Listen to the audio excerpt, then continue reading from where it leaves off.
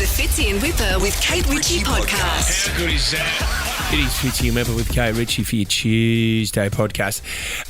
In Sydney, there's a few tunnels, guys. You may have heard of a thing called a toll. Yeah, you have to pay it when you use these tunnels. The thing is, though, you can't take your push bike down there. No, you can't. We always have a bit of a chuckle, don't we, guys, when someone rides a push bike in a tunnel. There was a bloke Saturday night, 8:30, and he was trying to get off into the Bondi exit, and he's on an e-bike. Wow. Very, very funny, hilarious. So you have a bit of a laugh about it, but the thing is, he stacked it. And anyone who's had a stack on their push bike before, that can hurt. Oh, that you feel can silly really too, hurt. don't Oh, you? he takes some skin off. Oh, yeah, my God. So then you have to make the decision, do I laugh at this guy or do I go and see him in hospital? Because he could be in a fair bit of trouble. We made the decision to laugh You've about always it. got to laugh. You guys. And you will hear about it more in the podcast. This is the Fitzy and Whipper with Kate Ritchie podcast. You know, I spoke recently about a panic attack I had, and it freaks me out. yeah. That's why I've never gone on a talent singing show. I've been asked numerous times, but I just couldn't do it because I just don't. When you are up there, the cameras are rolling, there's a crowd around you. I don't know how they do it, and we know over the years people have freaked out. Biggest thing is that you forget the lyrics. I mean, when you're up there, Pat Benatar, Hit Me With Your Best Shot, one of the best songs going around, you need to know the lyrics. Mm-hmm. You're a real tough cookie with a long history of breaking little hearts like the one to me. Another notch in my neck tip lipstick's case. She's out. She didn't get through to the next really? round. We've also, this one, remember this one? We played this one a while ago. This is mean. Total eclipse of the heart, here we Kate. Have a go. listen to this. Oh, no, I never meaning no, and never, I. Oh, no, I never meaning no, and never.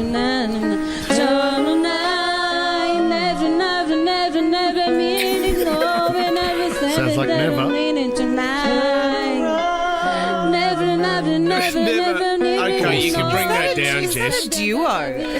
That's a Guy on a duo. piano as well. So good. Who knows the one word he has to sing? Never.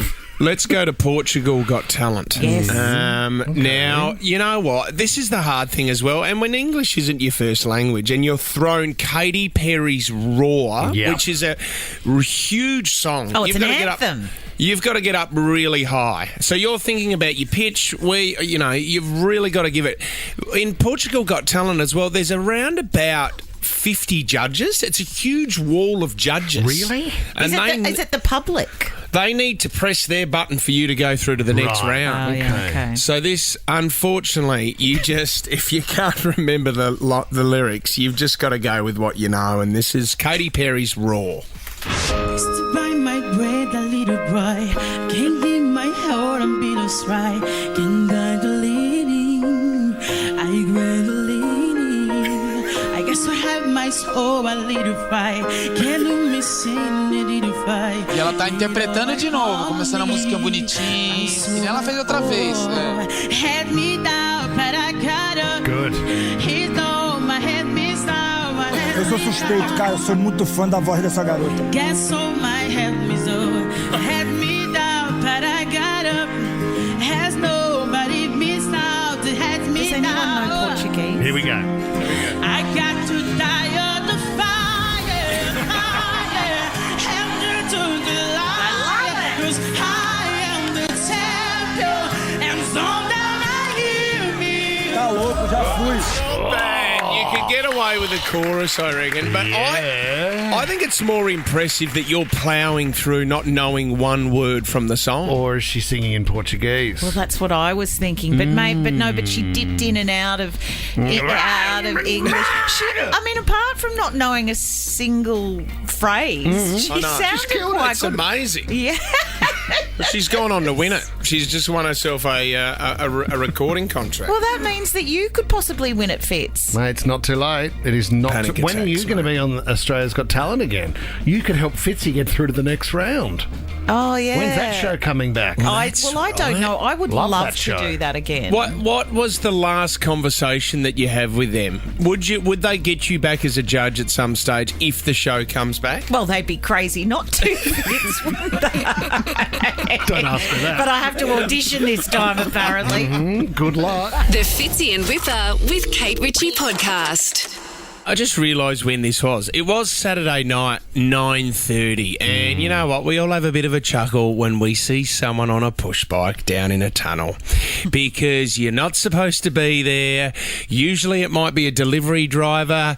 This guy, well, he was on an e-bike, and I'm working out now he was trying to get over to the Bondi Randwick exit. He's had a few drinks, Kate, and he thought, well, maybe if I go through the tunnel, I'll get home quicker and then I can snuggle up into my bed.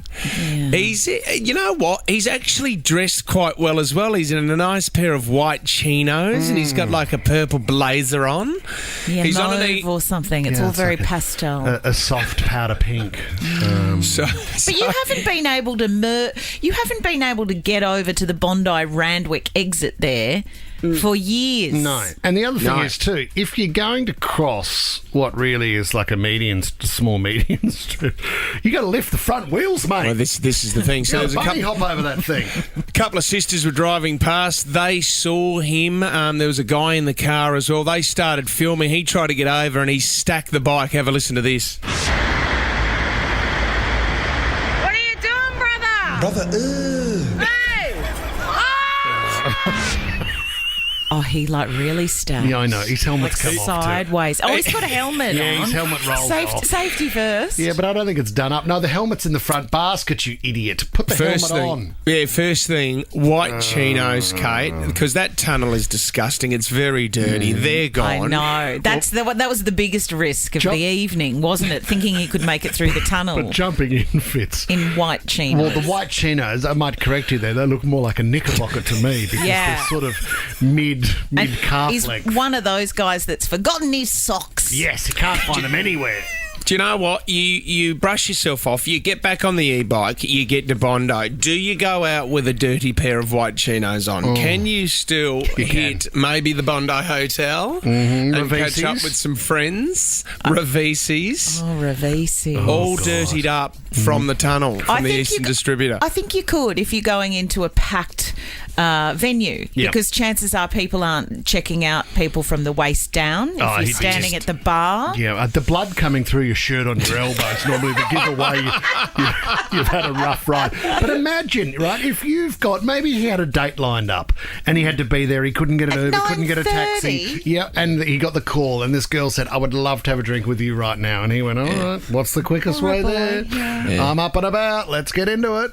Well, there should be a race through the tunnel on the e-bikes. People dressed, you can be dressed as a mascot, anything that you want to be dressed as. You shut down e-bike derby or something. Yeah, shut down the Eastern Distributor for a Saturday night. Everyone would be real happy about that, wouldn't they? Have you ever been on an e-bike? Have you done the e-bike? On an e-bike, not a rental one, though. I love the e-bike, Kate.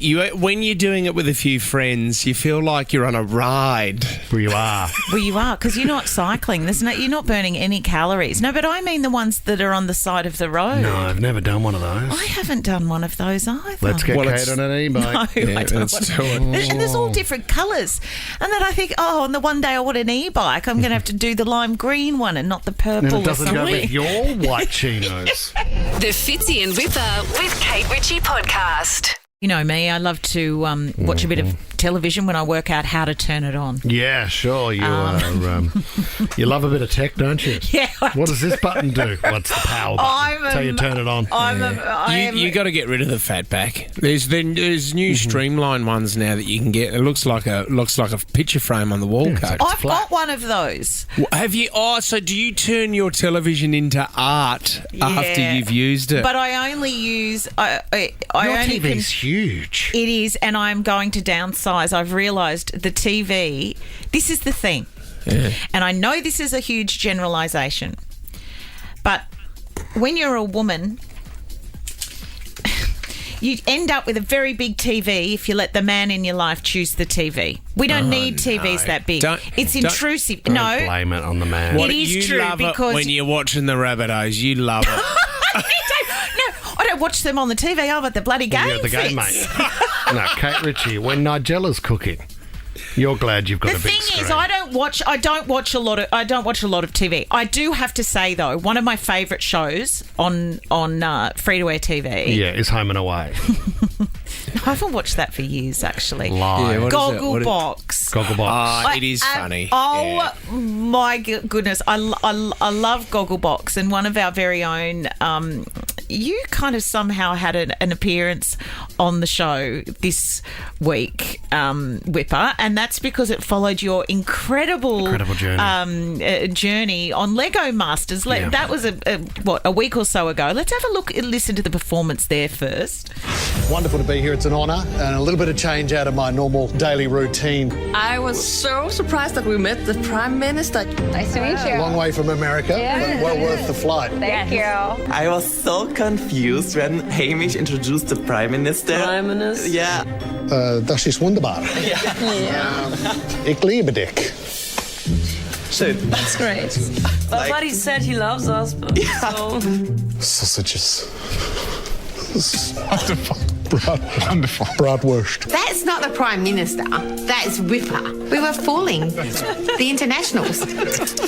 So the whole idea was Hamish had suggested that the Prime Minister was there to greet the international teams. And they wouldn't know. Welcome them, and they wouldn't know who the Prime Minister was.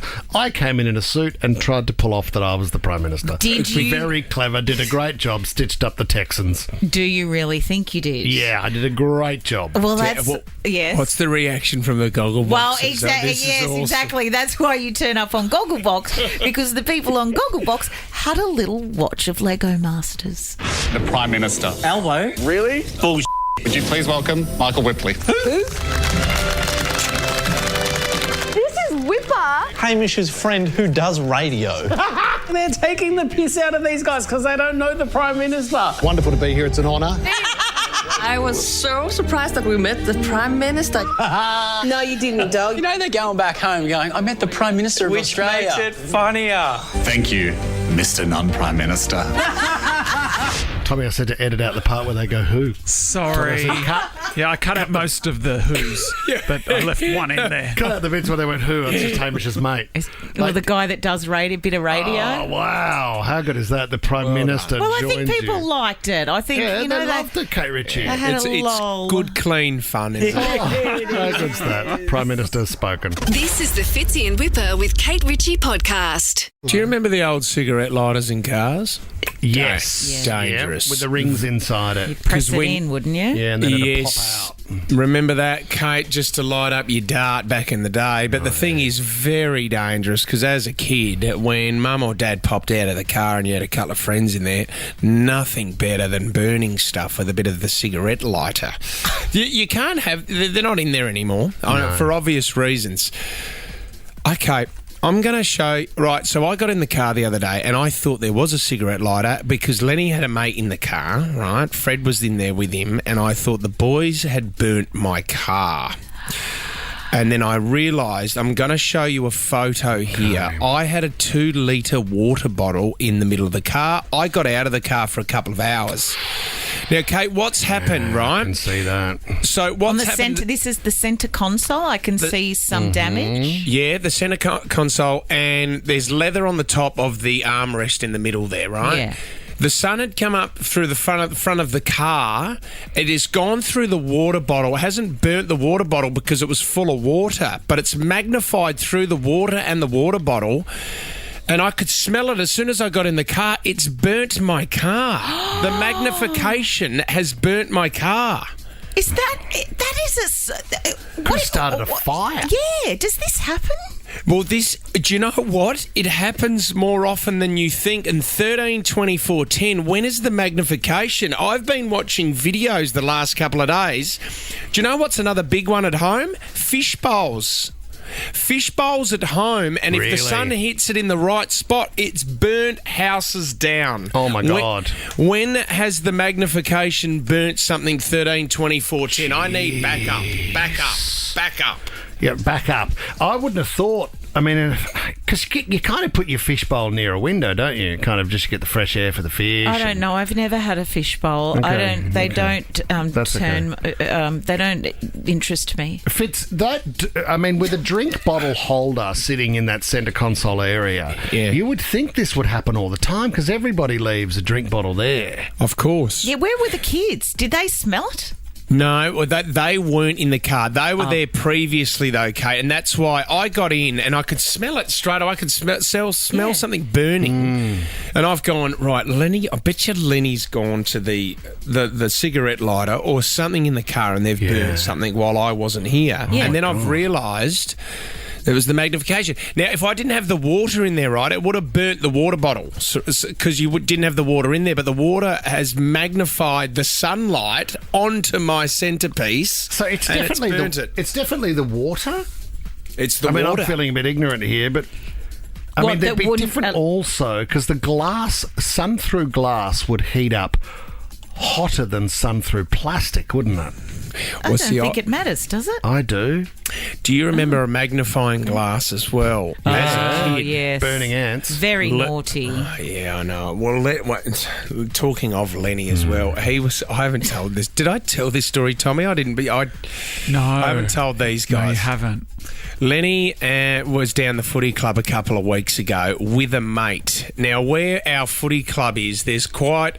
Out the back, there's swamplands and stuff. There's quite a few animals. Kangaroos sort of jump around and there's quite a few big bull ants and stuff. We found out afterwards that he was down there with a magnifying glass trying to get some bull ants whip. I got a phone call from the club saying, mate, your son's down here with a small sandwich bag of a white substance. And I'm going, what are you talking about? Lenny had stolen some of Mum's white sugar, Kate, put it in a small sandwich bag, and he and his mate were walking around the footy club trying to find these big bull ants. Oh, that's hilarious, and thinking they'd come for the sugar. Ants would come for the sugar. The only thing is, though, everyone thought that he was down there with welcome. Little granules. Welcome to the local neighbourhood, you know what I mean? Lenny's now the most popular kid in town because he's got a magnifying glass. See, burn bull ants. Kate Ritchie, that's quite often how bushfires start, where someone will have littered, thrown a bottle out the car window or something like that, yeah. Oh, you mean throwing rubbish? I thought you meant as in light. No, littered. I littered the littered match. it, mate. I littered it up. Wouldn't be surprised. I littered up those tyres. And then, it was littered. And then, like a broken bottle, the sun through the broken bottle will spark the bushfire. Oh, really? Well, Tom, I'm not getting any calls. You're talking to me like I'm an absolute moron. Well, I feel like a moron because I thought we were going to get the magnification calls and the burning, know. What happens, Fitz, just to explain it to Kate? So, depending on the shape of the glass also can strengthen the magnification of the sun coming through. Is magnification a word? Of course it is. I'm not asking you. I've just told you it is, and Fitzy's used it 5 times now. What would you use? How was the car burnt? I know Fitzy's used it. Littered. It was littered up. Very anti this story, aren't you? No, I'm not anti this story. Maybe you could learn something on this show for once. Oh, mate. We do more on this show than cooking. I'm learning. We do more than tea towel collecting, mate. I'm learning every day. That's what makes me lovable and unique, mate. My love of tea towels. If you do have a story, what did it burn? Get involved. I want to hear houses burnt down. Yeah, I do. And I want to be, if you can explain to the big Dumbo of the show how it all works, I'm all ears. Katie's given us a call from Maroubra. What randomly combusted in your front yard, Katie? We were having our council clean-up and a neighbour came and knocked on the front door. I opened it up and she was screaming fire. We looked out the front and everything we'd put out for council cleanup was on fire. Oh my God. Everything was set ablaze. Do you know what started it? We assume it was the mirror, that the reflection from the sunlight on the mirror had set everything else on fire. And we had some cardboard, but we also had some like cabinetry and timber. There was some metal as well, which had been like moulded on, heated so much that it melted. Oh my God. Goodness. You don't even think about it, do you? Insurance companies would be able to know the answer to this, wouldn't they? Because if houses are burnt down, you know where a fire has started, don't you? I think so. Yeah, I think they can work it out. Katie, Right, that's Kate- an unbelievable story. Let's go to Kate now in Elwood. What was set alight at your place, Kate? Yeah, hi guys. So I had a little like face mirror on a table on my balcony, and it had been sitting there for about 6 hours. And I was about to go out for a walk, and a friend rang, and I just happened to go and sit on a chair out on the balcony. Yeah. And as I was sitting there, the reflection from the mirror set fire to one of my outdoor chairs on the balcony. Oh, that is so scary. Yeah. That is Thank so scary. God you took that phone call. I know, and the person who rang me, they never ring, and I was like, oh my God, it's like, I can't believe we were just about to leave the house. As long as your eyebrows looked good, though. Well, that's right. That's why I had it out there. Oh, that's well. I'm putting all the because I've got a mirror in every room in this house. That one on the one on the ceiling you've got. I'll have to get that down. Warnie came home and burned a few rooms as well. Unfortunately, Ali in Mount Cola. What happened to when you were driving, Ali? So I had a deodorant can in my car. I was driving an old school Beetle at the time, and then all of a sudden it's like I heard a bang, and I just assumed, it's an old car. But my deodorant can had exploded in the back seat, so luckily I didn't have it in the front, and it cracked the whole can, split in half, deodorant everywhere.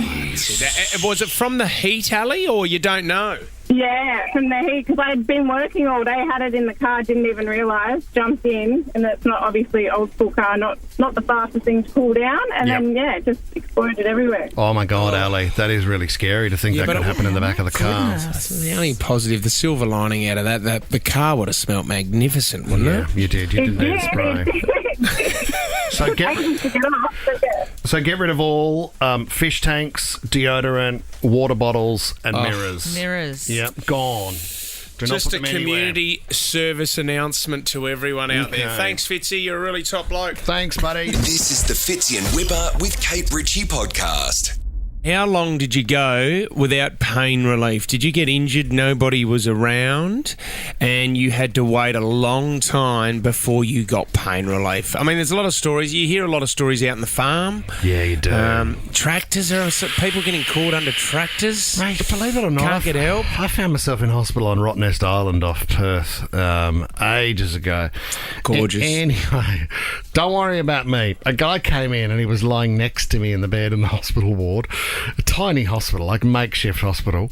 He had been stung in the eye by a jellyfish. What? And he wouldn't receive, and I don't know whether it was for religious purposes or not, he would not receive pain relief. So he lay on the bed screaming. Oh. And he then agreed to have the medical staff... brother. He then agreed to have the medical staff wash his eye out with a salt solution, but that was it. He wouldn't have any other assistance. He was screaming. That is horrific. I don't know why he wouldn't have it. Okay, so this is a German man. The flight was from Denpasar to Auckland. Okay, so he's going from Bali to Auckland. Half an hour in, the seatbelt light goes off. Thank God for that, because I've got to go for a quick whiz. German man gets up, goes for his whiz, is walking back to his seat, and the plane drops. Okay, mate. Turbulence hits, drops massively, snaps the man's leg in half. That's how much it dropped and how quickly it dropped.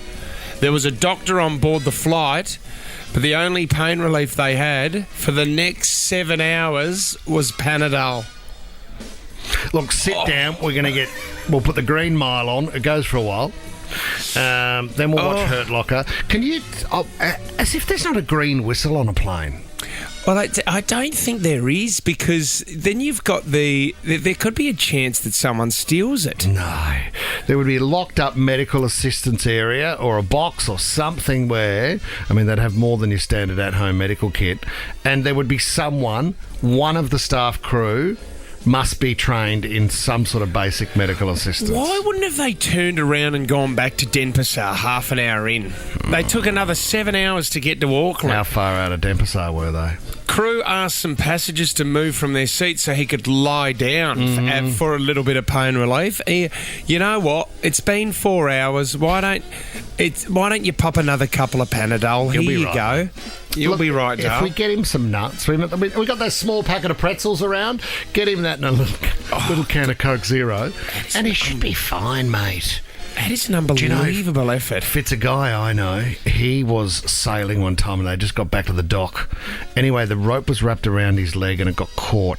It snapped his leg like a carrot, he describes it, but it ripped it off. So it actually took his leg off. So he lost his leg? So this was just above the kneecap, so he lost his leg. Anyway, he very quickly sculled a bottle of whiskey, which in turn knocked him out, and he woke up in hospital hours later with the Australian flag wrapped around a stump. Is that a bit dangerous, though? I think he just wanted to get out of it. He had no other way out of it. Emma's given us a call from Oran Park. How long did you go without pain relief, Em? So I went for 2.5 hours. I actually fractured my leg playing soccer, and I didn't know that I fractured it. We just thought I'd hurt it really badly, even though there was a big crack. Watched my sister play a second game of soccer. About 2.5 hours, and then I only went to your local medical centre to get it checked out, get it x-rayed.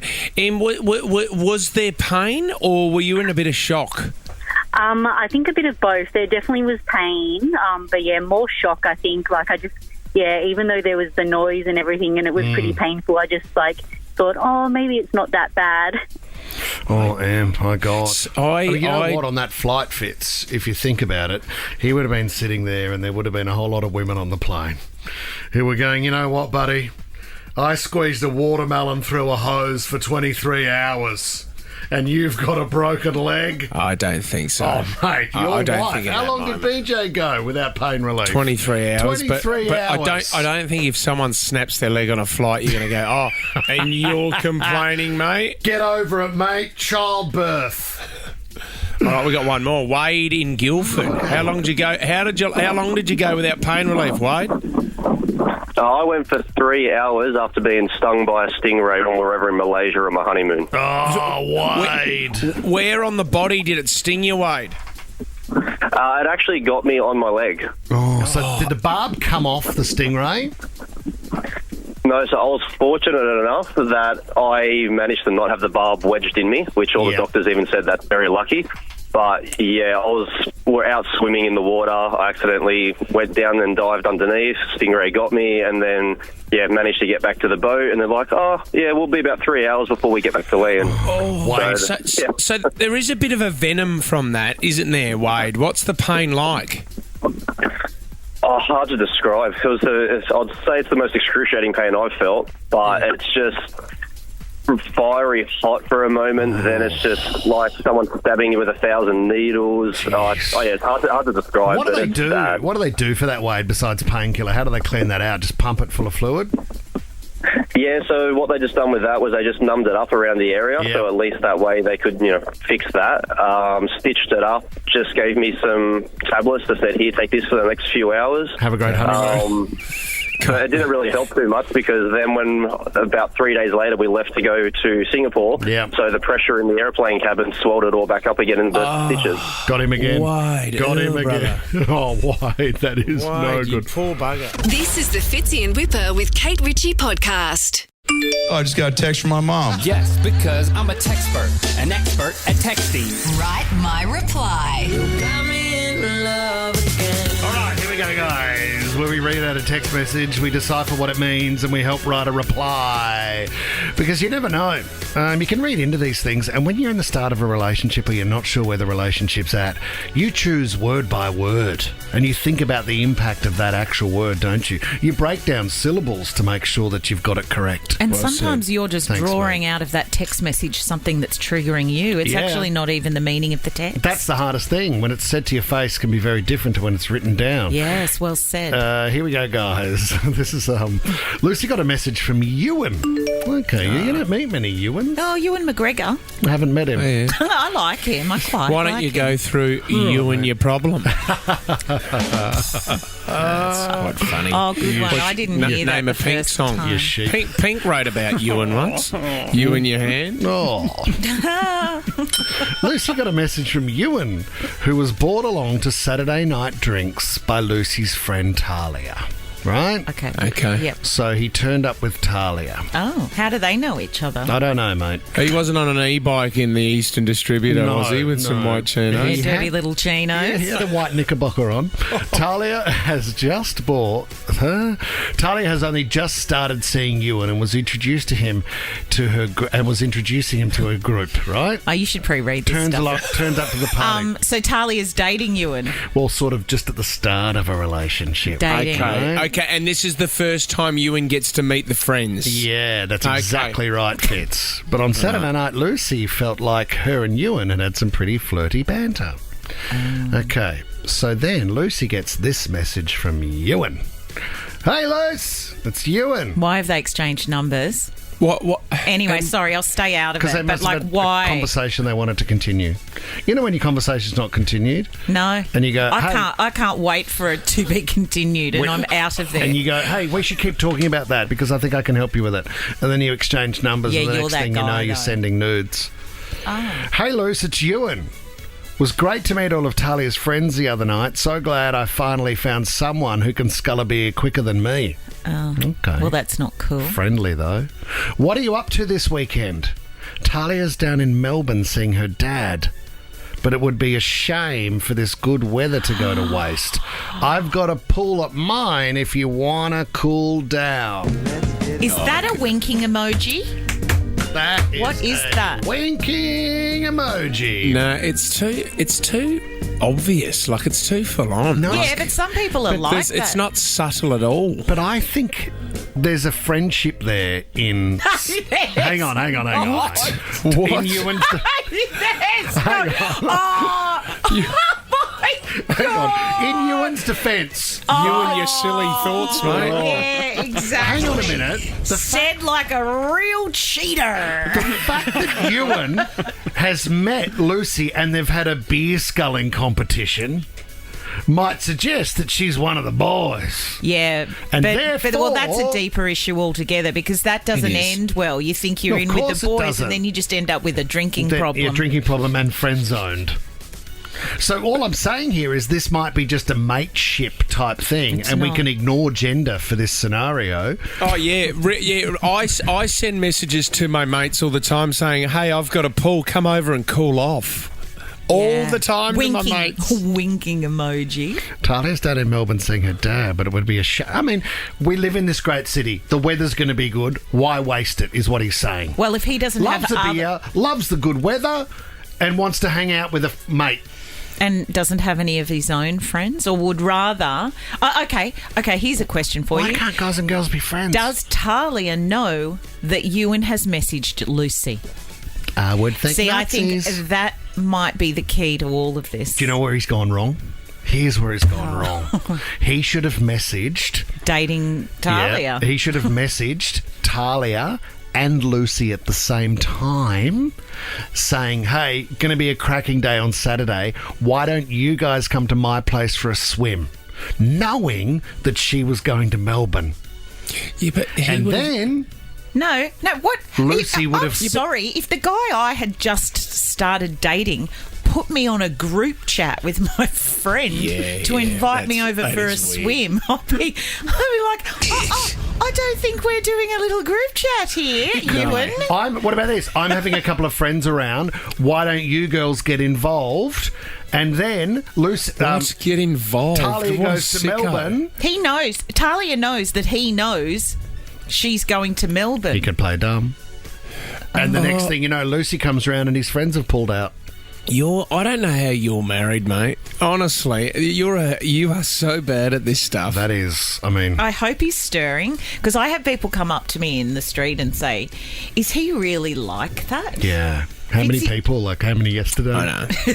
See, you and... I was none yesterday. How many? None, but the I day was before there would have been 10. There were. Yeah. Ewan's in a bit of trouble. He's going to get into he's on the edge here, and he's going to get found out, and he's probably got a double life, and he's got a couple of girls on the go. I would say. Done anything wrong? Well, he has, and I think if I was Talia, if Talia knows, I would just at this point say, if it's very early on in the relationship, hey, you know what, Ewan, you've been it's kind of been nice, but why don't you and your beer sculling buddy have your little swim date? You know what he should have done? Ta-ta.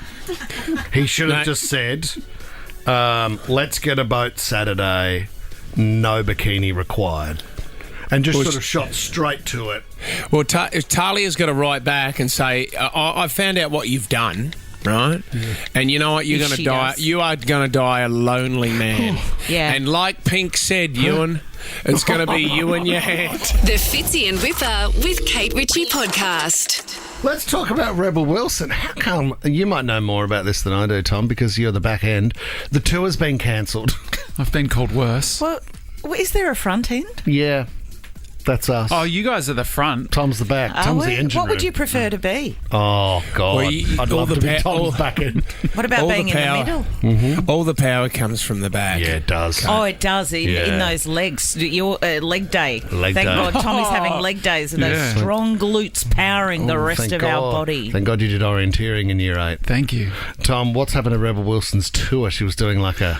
Yeah, that's right. It's been cancelled. Yeah, she was meant to be doing a Q&A at the Opera House, I think, next month, and they pulled the pin on that. I still don't think we can get the book in Australia, despite it being released around the world. Rebel Rising. Yeah. Well, is she being sued, is she? Oh, it might be that it's too risky. The legalities in it might mean that, but it is too quite risky strange. or too risque? Wow. Wouldn't you have checked that? Like, are there people who check and triple check and make sure that certain things can be said and they're signed off by legals before you get to the point that you're only days before release? Well, that's the reason why you haven't released your book, Kate, isn't there? There's a lot of your memoir. A lot of people ready to take you to court. I've still got bills to pay, so I'm not speaking out just yet. What Milko really did. Let's get on to this story that's made its way out of the book. She goes on to talk about, I mean, we've heard this part about how she was a late bloomer in that she hadn't really met a gent until she was 35 years old. She explains that she was one night invited to a tech billionaire's party at a huge ranch outside LA. Now, this tech billionaire is 15th or 20th in line to the British throne. How do we know this? So people have done the They have, yeah. We're going to back it in. I would suggest he sells it in more than anybody. The invite was extended by a male friend who had been informed by the royal that the party was in desperate need for more girls. Hey, we need more girls. Are we calling someone a royal who's 15th or 20th in line? I believe so. We can't even call Harry a royal. No, you can't. She talks about how she got to the party, which was a fair way out of town. She watched as the British royal, continues to call him a royal, floundered around while she kept hiking up her boobs because she said, this is my best physical asset. There was a huge private fireworks display, and then all of a sudden she said it was 2 a.m. And she finds herself there, and a guy comes around with a large tray of what she said looked like lollies. And she said, oh, are they lollies? And the guy said, no, there's something else. And she said, oh, that's weird. Why are you handing that out now? And the thing with the party being a location... Did you say whiz, like whiz fizz? With fizz. The thing with the party being a location party out of town, everybody in this castle where the party was had a room. Right, so you were expected to stay there. This guy then suggested the lollies on the tray were for everybody to get in the right mood to have a look at all the rooms upstairs so we could all go into one room and have a bit of a look around. Sounds like kidnapping. It does a little bit. So she didn't know what to do. She said, at the time, I hadn't been with a man before, and all of a sudden there was a party that was looking to party on and maybe take their clothes off, and everyone would be in the one room. God, she said it would have been like going from 0 to 1,000. It's a bit like spin the bottle, though, isn't it? A little Like bit, it's nothing like it's a little bit different to that. It is, Kate. If you've never kissed, bottle. if you've never kissed before, you're thrown into the deep end. Like you don't even know who you're going to kiss, and you've just got to go for it. Yes, with a room full of people watching you. Mm-hmm. She went on to say that she was concerned about going back to her room in case there were piles of sweaty bodies already in there. This book's getting better and better. This could be better than the Photo Personal Trainer.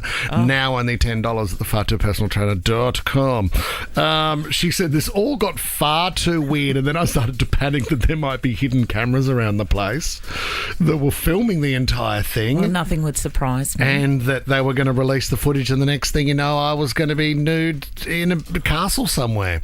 So she said I demanded that they take me, and I drove more than an hour back to LA and escaped the castle, still without having met a man before. Well, she's met men. She just hasn't. Well, I'm trying to not paint. I know what you're doing, I'm which is very unlike you. Well, Tom, very unlike you to skirt around the details. Tom said before we went to the break, please keep it clean. I'm really proud of you, Whip. Thank you, Tom. I didn't use... Well, you know what it proves? He can do it. He chooses not to. Yes, he chooses filth too often.